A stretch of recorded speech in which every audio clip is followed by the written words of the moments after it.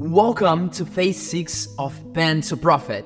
This is a very different phase from everything you have done so far.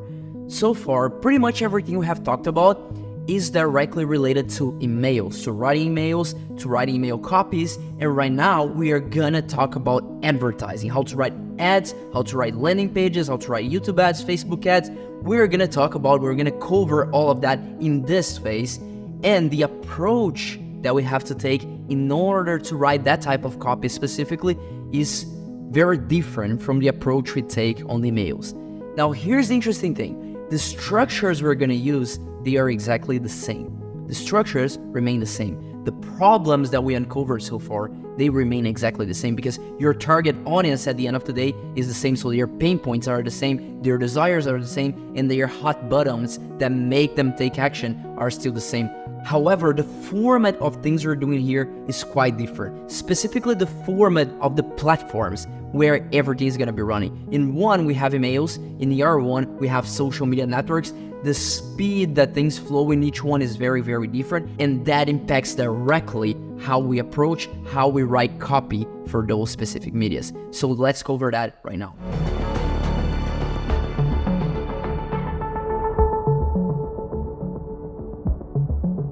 So the most important concept for us to understand here is that every single social media network, every single platform in general, not only social media networks, they have different characteristics. And in order for you to write copy that performs on each one of those different platforms, you have to adapt to those different characteristics. And this is where majority of the copywriters fail. They just jump directly into the structures. Oh, how I write an ad, what's the proven structure here? And it's not only about the structure, because as I said, we're still going to use the same structures where we start verifying the problem and then validating the internal problem, pivoting to the philosophical problem with the duality there, then explaining as to why that's a problem, and then giving the solution that also works here, and we're still going to use the structure. But a few things have to change here. Let me give an example so I can illustrate what I'm trying to say here. Let's say you're trying to approach prospective clients, people that you want to write copy for. You're trying to approach your business, you're trying to approach maybe the CEO, the founder, whoever it is. So let's say you're approaching this guy from email. You're sending him a cold email so you can get a response or maybe get him to book a call with you. Whatever it is, you're approaching him from email. And if that's the case, on that specific platform, the email, the inbox, you have enough space for you to have very long sentences, multiple paragraphs. You can afford to take your time in order to get to a point. You have more space, you have more time. The thing with email is that you have to get people to open your email, but once they open your email, the likelihood of them reading the entire thing, as long as they read like the first sentence, is very, very high. So you can take your time. As long as people open your email, the likelihood of them reading the entire thing is very, very high, which allows you to take your time to get to the point, to have longer sentences, to have longer paragraphs. Plus, they also have pretty much no distractions once they open your email. So pretty much they're just focused on the thing that's on the screen, which is just your email, is just your copy. So that's all they are doing, that's all their focus. And as a result, the likelihood of them clicking out or clicking on something else is very, very low, right? On social media platforms is the exact opposite. Whenever they're seeing that, there's 300 different things happening. There's 30 other posts on their feed. There's 30 other stories they can look at, and there's always those little suggested videos and everything they can click while they are watching your ad. So on social media, they have a lot of distractions trying to pull away their focus from watching your ad.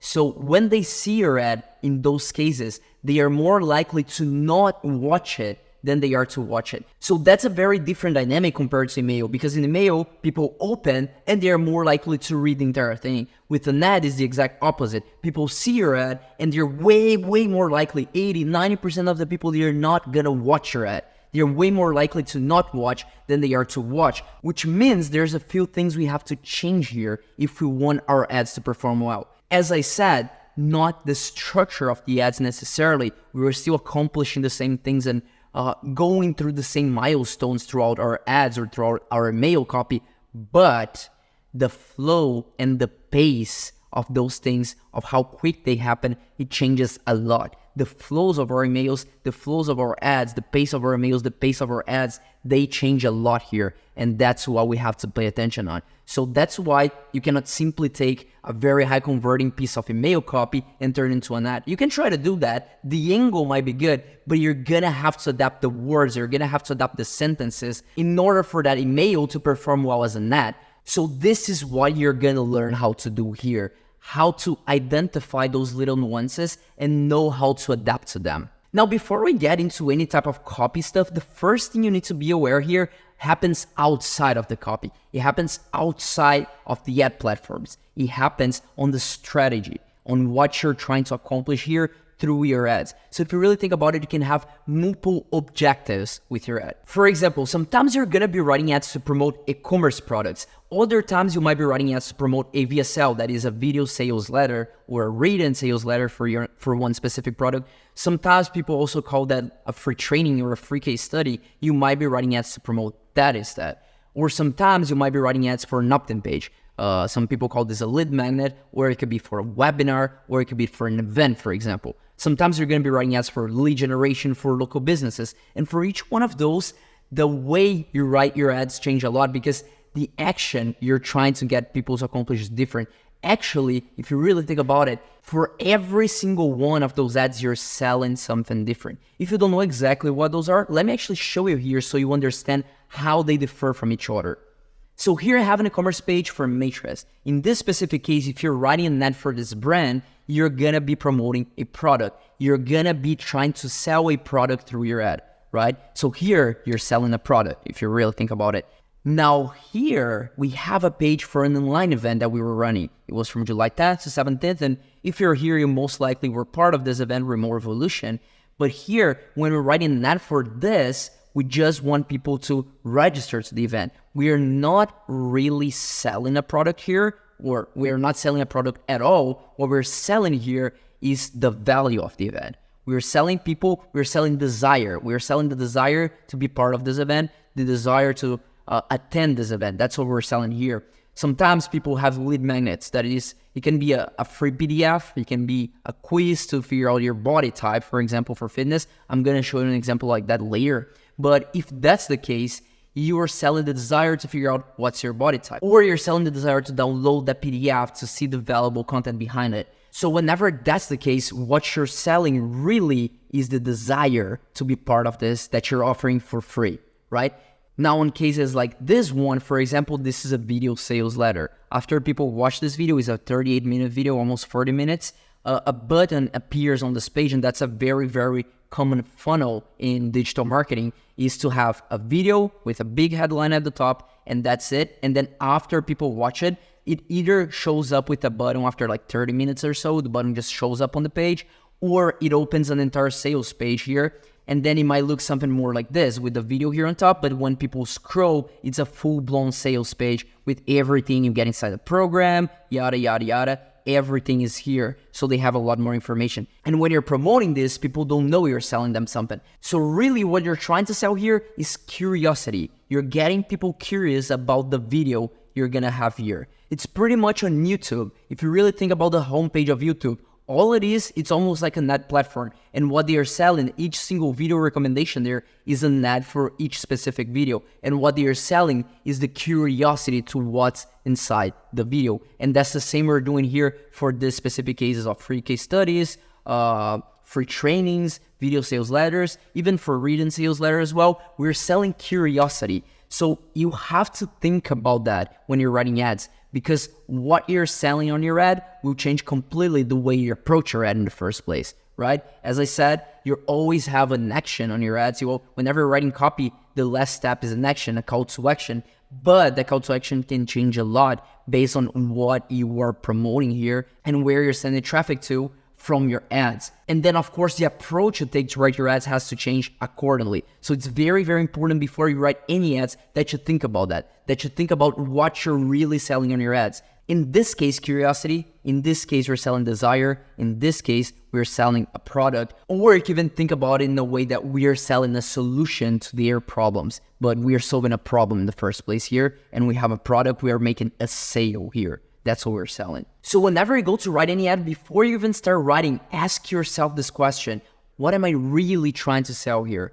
Is it a product? Is it a click? Is it a registration? Is it desire? Is it curiosity? what we're really trying to sell here. And then from there, you can start running your ads with the right goal in mind, and that will change a lot how you approach them. The second thing you really have to pay attention here when it comes to running your ads is who you're running these ads for, who is gonna be seeing your ads. Basically, there's 3 different audiences that you can run your ads to. The first one is cold audiences. That is people that don't know you yet, they have never heard about you or your product, and they're just getting to know you. So when you're writing ads for them, you have to use a more comprehensive structure. Pretty much what we have used so far throughout the entire course, as we start verifying a problem that they have, then we validate their internal problem, then we pivot to a philosophical problem, including a duality there, an explanation, and then solution. That's a very comprehensive structure that takes people that never heard about you before and creates the rapport they need in order for them to buy from you, or in order for them to click or do whatever action you want them to do. But you need to go through those steps if you're selling to a cold audience, if you're advertising to a cold audience. Now, there's going to be cases where you are going to be advertising to a warm audience. That is people who already know you. Maybe they clicked on your ads before, maybe they saw your website already a while ago. They're not super hot customers. They haven't bought from you yet. They haven't really visited your website in the last few days, but they know who you are, so they are somewhat of a warm audience. And if that's the case, you have to change your approach, because now you don't really need to do everything you do on the cold audiences. You can be more straight to the point here, because your objective here is not to prospect new people, because that's the objective of the ads for cold audiences. Here, you're trying to re-engage people. Maybe you can remind them about the problems, about the products, about how you solve their problems, or whatever you're trying to offer here, trying to sell here, but you're trying to re-engage them, not prospect new customers. The third audience you can have is a hot audience. That is people who already know who you are. They maybe have bought from you in the past, not necessarily, but potentially they have, and they have visited your website, let's say in the last 7 days. They're very close to the point of sale, and they just need that extra push. And this is the perfect timing for you to, for example, take advantage of offers, promotions, scarcity, urgency, to give them that extra push. That's also the best place for you to use testimonials, take advantage of them, to give people that extra nudge that they need, to give them that extra credibility that maybe is missing from you, that extra social proof, and give them the reassurance they need in order to move forward with buying your product or doing whatever action you're trying to get them to do. But the objectives here are very different. And then again, if the objective is different, your copy has to be different to match that objective. So you have to keep those 2 things in mind when you're writing your ads. And that's how this differs a lot from writing emails. Although, again, the problems are the same, the angles can be the same, but the way you approach your copy, specifically the pace of it and the flow of it, is a little bit different because of that. And that's where most copywriters fail when it comes to writing ads. In my opinion, writing ads is way harder than writing mails, because on emails, you can afford to be a little bit slow. You can afford to maybe not be as engaging with your copy and still get away with it because there are not so many distractions. Here, your copy has to be on point. Every single sentence has to be right in the right place, in the right spot, because if it's off, or if it's a sentence that don't necessarily need to be there, people might lose their attention, and the button to skip that ad is 1 click away, and it's always on their face, or just to keep scrolling and go to the next story. It's always there, and it's very easy. Just require a click to do that. So the distractions are there, and you have to be on point. It's harder to write this type of copy. That's why I suggest starting with email, but don't take the habits that you build when it comes to writing emails and try to adapt those habits, try to bring those habits to writing ads, because that doesn't work. Here, you have to have a different mindset, because you cannot afford to lose people's attention, otherwise your ads are not gonna work. So now, I'm gonna get into how to write YouTube ads specifically, because in my opinion, they're a little bit easier than Facebook ads, and it's a more similar structure to what we do there with email. So let's start here, because that's gonna be easier for you. So let's do this, and I see you on the next module.